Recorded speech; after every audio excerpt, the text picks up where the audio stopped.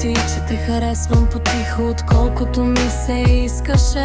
А ти отвори врата в себе си, която не очаква. Думите ти звучат красиво, точно там, където ме боли. И част от мен иска да тича, друга част произходи. Не знам дали си тук за мен или просто не искаш да си сам. И това ли е, което рисуваш, дали го виждаш или го казваш просто така?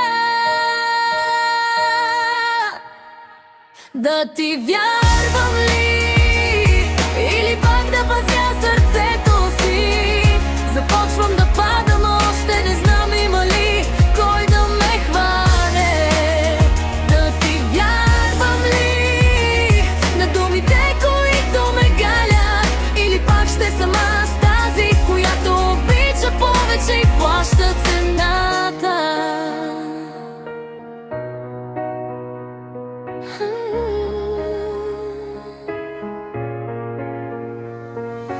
Хващам се, че търся повод да ти пиша без причина. После се спирам, да не прекаля, да не се изгубя. Не искам да те обсебвам, не искам да бъда страх. Искам да бъда избор, не въпросителен знак. Усещам как се влюбвам бавно и точно това ме плаши най-много. Защото вече знам колко боли да вярваш с отворени очи. Да ти вярвам ли, или да остана нащрек? Сърцето ми тръгва към теб, а разумът ми шепне минавай. Да ти вярвам ли, или да те чакам да докажеш, че този път думите няма да изпреварят действията?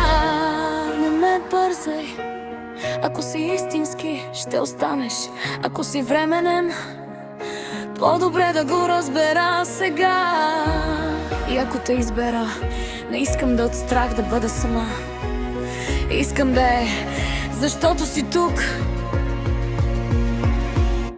не само на думи. Да ти вярвам ли,